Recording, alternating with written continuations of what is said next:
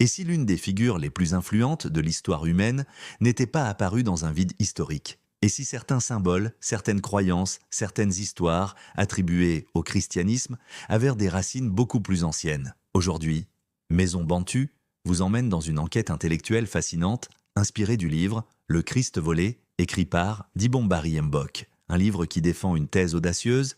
Une partie importante des concepts religieux associés au christianisme trouverait ses origines dans des traditions africaines beaucoup plus anciennes, notamment celles de l'Égypte antique. Imaginez, depuis votre enfance, vous entendez une histoire, une tradition, une religion. Puis un jour, quelqu'un vous demande d'où viennent réellement ces idées. Et soudain, tout vacille. Et si les racines étaient beaucoup plus anciennes que ce que l'on croit? Pour Dibombari Mbok, comprendre le christianisme exige de remonter bien avant l'ère chrétienne. Bien avant, Rome, Constantin, les évangiles. L'auteur nous emmène vers Égypte antique et vers les anciennes civilisations du Nil. Car selon lui, l'histoire officielle ne raconte qu'une partie du récit. Dans l'approche afrocentriste défendue par l'auteur, Kemet, nom ancien de l'Égypte, est un immense centre spirituel. On y trouve des mythes, des rites, des concepts philosophiques, des symboles religieux. Et certains de ces symboles semblent étrangement familiers. L'une des figures centrales du livre, Osiris, selon l'auteur, plusieurs éléments du récit osirien présentent des ressemblances avec certains thèmes religieux ultérieurs.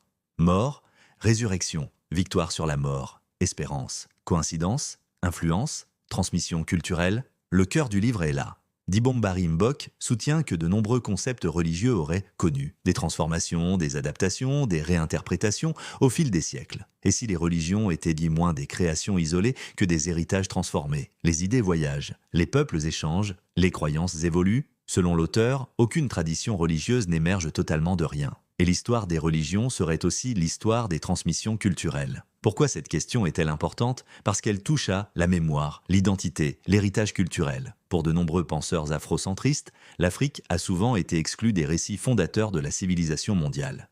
Et ce livre cherche précisément à réintégrer l'Afrique dans cette histoire. L'auteur considère que l'histoire est aussi une bataille narrative. Qui raconte?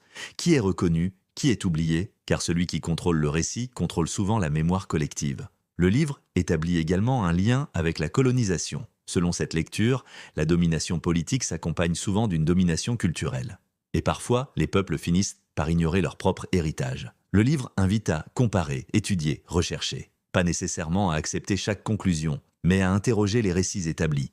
Les grandes découvertes commencent souvent par une question inconfortable. L'auteur analyse les mythes, les rites, les représentations et cherche les continuités possibles entre différentes traditions spirituelles.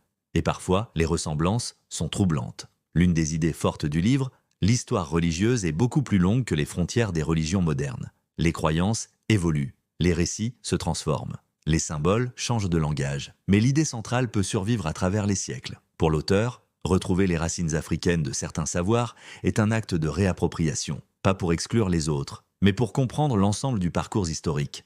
Un arbre ne peut grandir sans connaître ses racines. Le livre suscite des débats. Certains chercheurs soutiennent certaines pistes, d'autres contestent plusieurs conclusions. Il est important de comprendre, les thèses présentées dans l'ouvrage ne font pas consensus dans le monde universitaire. Mais les débats eux-mêmes révèlent l'importance de ces questions. L'auteur invite également à repenser la place de l'Afrique dans l'histoire spirituelle mondiale, non comme simple réceptrice, mais comme actrice, créatrice, productrice d'idées, et cette perspective transforme complètement le regard sur le continent. Le véritable objectif du livre semble être éveiller la curiosité, encourager la lecture, stimuler la recherche.